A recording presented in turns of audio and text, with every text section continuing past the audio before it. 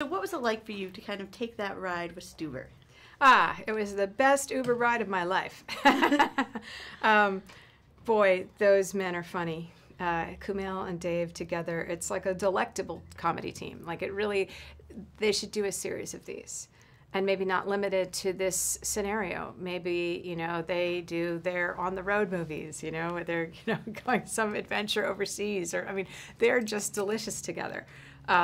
Because Dave is this very traditional macho man. And as huge and tough as he is, that's also how sweet he is in real life as a person. Like, I adore him. And then Kumail is just one of the smartest, funniest comics around today. Like, I just love his delivery and his intelligence that comes through in every line, but it's also hilarious. Like, I laugh at everything that comes out of his mouth.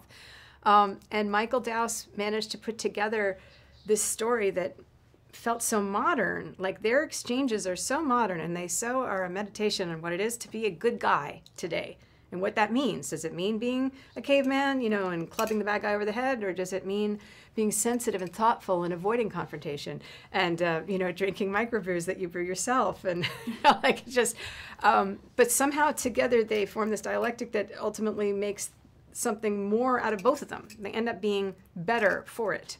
Each of them grows towards the other's way a little bit, and they have an incredible ride trying to vanquish the bad guys, and it's action-packed, it's a thrill a minute, but it also is just this very unique chemistry between these guys. We haven't really seen this before. It's really a new pairing of an odd couple. They're tremendous together. Yeah, I felt like it was very grounded. I feel like you can feel this scenario if I were to get an Uber. Like your imagination now runs wild because everybody's doing it. Everybody takes an Uber somehow. For you as a celebrity, I feel like that because you have to take cars with all the time. Is it kind of feel like that all the time, where you kind of had to have those conversations and stuff like that? Some drivers, whether Uber or not, are kind of more silent, and other ones are really chatty, and we have a really great time. I think I ended up hugging one of my drivers recently. We had a really heart-to-heart talk, and it was a really soul-to-soul conversation. And then other people, you're sort of just minding your own business, and you've got your phone, and you're dealing with business and stuff. So yeah. Now, you did something very brave yesterday where you talked about your personal experience. I was just wondering if you had anything else to say about that, or say to people why you you felt like you needed to do this. I did it very specifically to try and help convince the legislators in the New York State Assembly and Senate pass 2 laws that were part of the Safer New York protection package that Time's Up and I are trying to support the passage of. One is to eliminate the statute of limitations for 2nd and 3rd degree rape, and the other one is to eliminate the severe or pervasive standard for bringing civil suit on sexual harassment. Basically, right now as the law stands, a person could grope you under your clothes once and be deemed not severe or pervasive enough for you to sue them, for them to be deemed to have done something illegal, and that's just nuts. They could pull out their penis and show it to you, and that would not be severe or pervasive enough because it only happened once.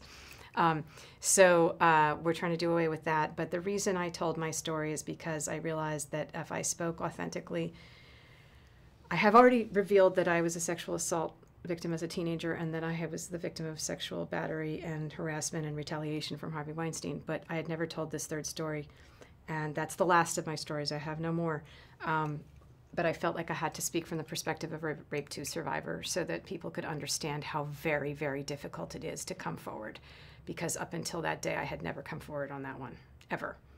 I had mentioned it to a few friends, but never publicly, ever.